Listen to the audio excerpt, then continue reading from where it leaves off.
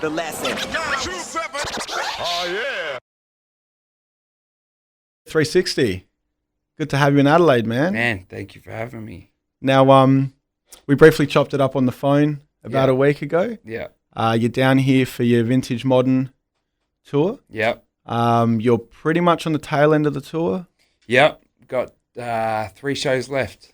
That's it. Yeah. And how's it all gone so far? Man, it's been insane. It's like really amazing. Like every show's been sold out and every single show's just been mental. Like really blown my mind, to be honest with you. Like I didn't expect it. I thought it was going to be great, but I didn't expect it to be what's been happening. Yeah, wow. You know, like I didn't expect everyone to be rapping and singing along to every single song off the new album and stuff like that. And just to be back, like to feel like I'm actually back is really good feeling, because I thought I'd lost everything, you know what I mean? I thought everything was, my whole career was over and shit. So to come back to this tour, I was nervous about selling the tour out, and then to have every single show sold out so far has just been incredible, like really overwhelming.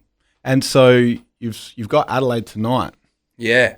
And so you guys have actually put on another one because that's sold out. Yeah. So the second show, that one's Monday night. Yeah. At the Gov, all ages. Yeah, and there's still tickets left for that. So hopefully that sells out, but if it doesn't, it'll still be crazy.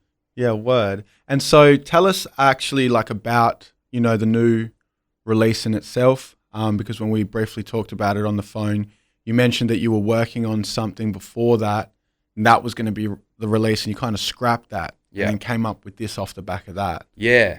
So I had a full album that I thought was going to be Vintage Modern, and then I had a session with a guy called Carl Dimataga, and we wrote 3 songs or something like that in a week, and it was just completely different sound. It was like he plays instruments and plays like just kind of 70s kind of music and shit. And the stuff that we wrote together was so different and so sick. It just made me go, I think I want to redo the album and make it on this kind of tip. So we just completely scrapped the album and remade it in about 6 months. And yeah, that's what Vintage Modern is now. It's really weird. Like the contrast is crazy because it was over like massive trap beats, and it was very modern style sounding, and now the album that is now, it's sort of the instrumentation and shit is very vintage, but there's modern elements as well. And the rapping is both vintage and modern at the same time. So it's sort of worked. Yeah, it worked in its favor, man. It's good. Yeah, man. Well, people are singing the lyrics and selling out the shows. Yeah, man. It's amazing. It's been great. Like you said, it's when you go on the tours, you get to really see, you know, the impact that the release has had. Yeah. It's amazing for me, like when I perform, I wear in-ears. So like I have things in my ear so I can hear my voice, because I can sing better when I hear myself rather than just hearing it through the speaker. And the only thing is with that is I can't hear the crowd fully. Like I can hear them, but not fully. So I've been watching a lot of people's videos that they've been shooting, and they just tag me in it on like Facebook or Instagram and shit like that. And then watching that back, I was like, holy shit, this is totally, like I couldn't hear it as loudly as that. And it's like everyone in the crowd is singing the choruses and shit. It's like, fuck, this is crazy. Yeah, like really, really cool. Like watching it back almost made me emotional the other day. Yeah, like I was like, fucking hell, this is amazing. Like I'm really, really, really touched that people are so into it, you know? It's good. So for the 60 fans in Adelaide, get out there Monday night. Yeah. Still some ticks on the door. Yeah, fucking come down. Because it's been 5 years since you've been to Adelaide, so there's no telling when, you know, it could be next year, it could be another 5 years. Yeah. Nobody knows. Yeah. No, it'll definitely be sooner than that. I mean, we're planning a regional tour at the moment, so I think we'll definitely come through. But yeah, there won't be another big gap like the last time. Definitely not. I think when I did a bit of research, the earliest credits I could find of yours, I think, were 2003, and it was a joint with I think Hunter and Trials. Yeah. Yeah. Now, is that the My first official song I've ever done. Yeah. So with Hunter, Trials, Infallible. It was called Situation Critical, I'm pretty sure. Man, that's a trip out, like to do a song with Hunter. And I was so young then, man. I think I was like 16 or 17 or something like that, maybe 15. Yeah, wow. And like Hunter was someone, I worshipped, you know what I mean? And he's to this day like a absolute legend in Australian hip hop, like one of the best dudes ever. He was so nice to me too. Like I was just a young kid, didn't know anything about shit, and he was just a really, really, really nice guy to me. So I've got so much respect for him, man. Yeah, man, it's good to see, the Australian rap community, hold his name and maintain that legacy for years after he's gone, man. Yeah, he deserves it, 100%. And so now another one, fast forward the clock a little bit, a standout joint that you did was you did a song called Foul Child. Yeah. Which was off the Turntable Jedi's release. Yeah. And that was what, like a few years later? Yeah, that was a few years later as well. So I was quite young when I did that. I was still in high school. That was at a very crucial kind of time for me, I think, because like I was working with Uncut Records with like Trem and the Lyrical Commission and stuff like that, and those guys, I worshipped those guys, and they were like mentors to me at that stage. So I was all the music that I was making, I was very much trying to be like them. Like I looked up to them so much that I was trying to be the kind of people they are, and not saying that they're like necessarily hard asses and stuff like that, but I was shaving my head, like trying to be I was trying to impress them. So I was trying to be a staunch dude and like, be someone that I wasn't. And at that time, that's just how it was. And after a few years, I realized like, I've got to be myself. I'm not that kind of person. So when that came about, that's when, we parted ways with Uncut. And I think it was a natural thing, it was like never going to work when, if they were to hear the music that I was going to make, they would have lost it. They would have been like, no chance are we getting involved in this, you know what I mean? So I think, it was a good thing we parted ways, but I got love for them. They showed me the ropes in a lot of ways, and I think the Stage is Set album by Lyrical Commission is like a classic, Yeah, man. That's like, I think everybody pretty much puts that in their like top 5. Man, that was my high school years, what I mean? And that was too. like for me, like to hear rap like that in Australia where dudes are rapping using multi-syllable rhymes and stuff like that. They were the first dudes that I heard actually do that. So that's something that I really loved. Like I was real big into that shit because I was listening to Big L and stuff like that. So when I heard those guys, it was like, fuck yeah, this is sick. Is it around that time where you guys have sort of parted ways that then you've released something with Pez? Yeah. So, yeah, I'm not sure the exact timeline of that, but I mean, we did a mixtape together. I'm not sure if that was before I think that might have been after his album or before. I'm not too sure. But we've done a mixtape together. We collaborated on his first album. We did the festivals. That was a festival song. And that was, that song was really the starting point for the rest of our careers, I think. Like that was the first taste of like real success that we've had, because that song just got thrashed on the radio and shit like that. And after then it all just started happening.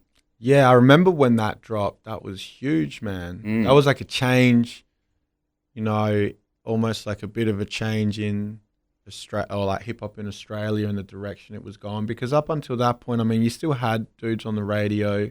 Yeah. But I don't know. I just remember that time. It was like a big big thing. Like everyone was talking about it. Some people loved it. Some people hated it. Oh, yeah. But everyone was talking It was about divisive. Did- In the hip hop community, it was very divisive. I think Pez and I are extremely polarizing, but in the hip hop community, where there's it depends. Most people would just do not like us. It depends what kind of person you are, but there's a lot of people who are like, nah, fuck that shit.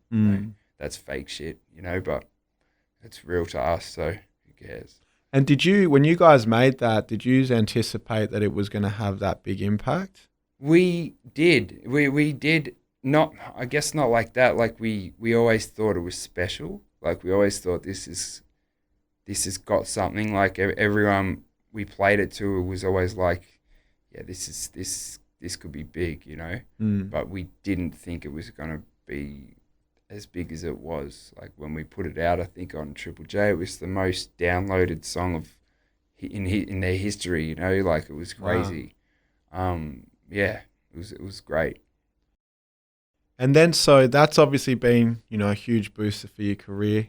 Momentum's obviously really picked up off the back of that. Yeah. And I think, was it not long after that you did the rapper tag thing on the internet? Yeah, I did rapper tag. I started that. Yeah, I did. I can't remember when that was, man. My brain's foggy as shit. My memory's bad. But well, I'm pretty sure it was not long after that. I could be wrong, because I just remember you had that huge radio success, and then you did something like Rapper Tag, which kind of made me go, oh, although there's all that radio push right now, yeah, he's still doing something that's like emphasizing the raps and the bars. Yeah, you know? definitely. I think that's something that I've always wanted to show. Like I'm always going to make pop music, and I'm always going to have very pop influenced shit. But if people actually listen to my albums, there's always songs on there where it's all about the bars and shit. You know what I mean? Like I always have both elements. I think music is something that you should never limit to one specific sound. I like incorporating so many different things. And whilst I love just barring out and doing rap shit, and I love doing that, and I will continue to do that non-stop. Like I'll always do that. I'll always have the melodic elements and shit like that, and the radio songs and stuff like that. It's just going to naturally come, because it's just music that I like, and always make the kind of, like, depends on what I'm listening to at the time. If I'm influenced by it, then it's going to come across in my music. And then, so how did you come up with the concept of the whole, spit your bars, and then you tag someone at the end? And man, I remember seeing something online where someone did something like, it was like Awkwards or one of the battle rapper dudes who had done something similar. Like he was like rapping over a beat, and he wanted to hear someone else rap over the beat.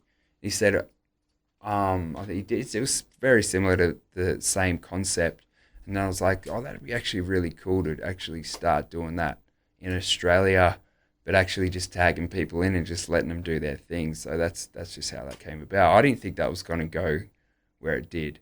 Like that got everyone involved. Like every single name, like big name in Australian hip hop did something.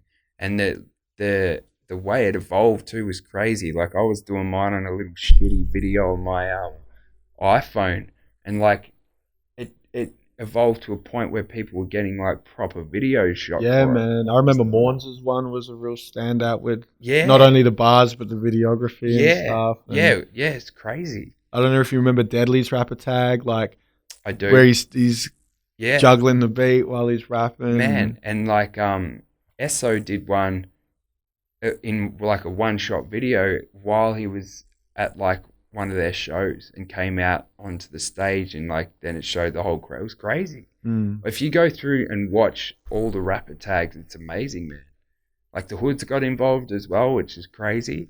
Yeah, man. It was really, really dope. Really cool. We've been thinking about doing a rapper tag too. Yeah, wow. I think about doing it. Like Pez and I were thinking maybe we should do it where it's rapper tag too, so there has to be 2 rappers involved rather than 1. Yeah, word. It'd be sick. You mentioned Awkwards Yep. and the whole battle rap thing. Now, you had a big hand in Australian battle rap.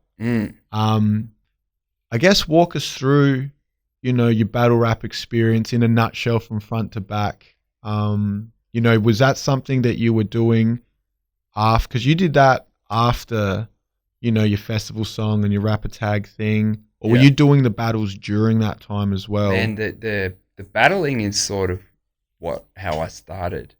Like I was doing battles when I was 14 and stuff like that. When it was on beat, freestyle off the top of the head. Freestyling shit. Yeah, okay. In that format. So I was doing the real early format where we were freestyling over beats and going in little competitions that were underage called Run Amok in Melbourne. It was like, I think it was hosted by Bias B and shit like that. So it was really sick. And that's sort of what got me a little bit of a name going is through battles and shit. So that continued. Then all the music started happening, and then the change of battles from when it went from freestyling over beats to just standing and rapping a cappella to each other where it's actually written. That format is something that I got into a little bit later. And I did that, and that worked wonders for me. I think that made me where I am today. Like if I didn't do those battles, I don't think I would be where I am. Because a lot of those early initial battles that I did in that format were what made that got me such a kind of following at the time. Yeah, and then I released mixtapes and everyone was behind it, and then I dropped the album and it just went crazy, So I think battling had a huge hand in it. Yeah, like I remember, when that whole like WRC, and I think I remember watching Prime and Purpose versus you and Anecdote. Man, that was crazy. Yeah, man, and I remember there was some really good rounds in there, and I remember you had a real standout one where it was you and Justice versus Thesaurus and Madness. Man, that was crazy. Yeah. I remember. I think you battled Awkwards. Yep. I think you took the L that night. I did. There's a few battles that I just shouldn't have done. Like I went over to Canada, King of the Dot, and I choked. Like I was I was a drug addict, right? But I didn't know it. I didn't realize I was a drug addict. So I went to Canada, got there, and I just started going through withdrawals as soon as I got there. So in my battle, I was fucking withdrawing off like codeine and heroin and shit. Wow. But I didn't know. I was like, I didn't realize, so I couldn't score anything. The only thing I could score was cocaine, and that made it worse. Yeah. And I was drinking like crazy to try and fix it. So that battle was just one of the worst experiences of my life because it was so embarrassing, man.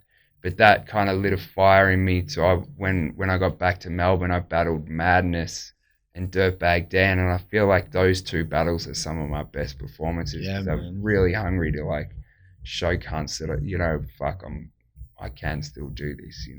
I want to do it again. To be honest with you, I really want to battle again, and we've been talking about battling Mad Child on King of the Dot. Yeah, that'd be dope. I've been talking about that for years. And I want to do it. Like part of me really wants to do it, and I think I should. Yeah, man. Everyone would love to see it. Yeah. We'd all love to see it. I think it'd be great, and I think it'd be good to show people that still that part in me. Like I love rap. I love the art of it and everything like that. And I think a lot of people forget that because they might see some of the commercial success that happens, but at the end of the day, I still love rap. Yeah, word. And I think, I guess in my opinion, the most memorable battle that you had was with Kerser. Yeah. And man, when I watched that, I could watch it today and I'm like, I think Kerser edged you. And then I could watch it tomorrow and I'm like, I think you edged Kerser. Yeah. Now, at that time, I mean, how do you feel about that battle now? Because that's labeled today as, by many, as, the biggest, best battle in Australian rap history. Yeah. Can you walk us through like I guess leading into that battle and then doing it and then how you felt at the end of that? Yeah, man, that was an amazing experience, and I think that was something that, you know, has the ramifications of that have like kicked on till today, you know, like every time I meet people and shit, fans will come up and be like, oh fuck Kerser and shit. It's like, dude, we don't actually hate each other. Like that was fucking ages ago. Yeah. You know, like we have like respect for one another, and I respect that dude massively, you know what I mean? And people think that there's a genuine rivalry there. You have to love one and hate the other. You can't like both, you know what I mean? But that was that was just great. I think that battle was massive for both of us. It did really big things for us, you know, for both of our careers, and I think I love that. I love that battle. I love watching that back. I think it's a great one. Yeah, man, it's a classic. And I mean, you know, you mentioned that you'd be keen to battle again. Obviously, everyone wants to see. That's something that is constantly getting asked about, a rematch with Kerser. And I've spoken to him about it, and, you know, I think it's 100% there's potential that it might happen. Yeah, word. It just has to be the right time. Yeah. And it's always tough because the right time for him might not be the right time for me, and vice versa. So if it is, then yeah. I think that would be nuts. It'd be huge. The lesson. 7. Oh, yeah.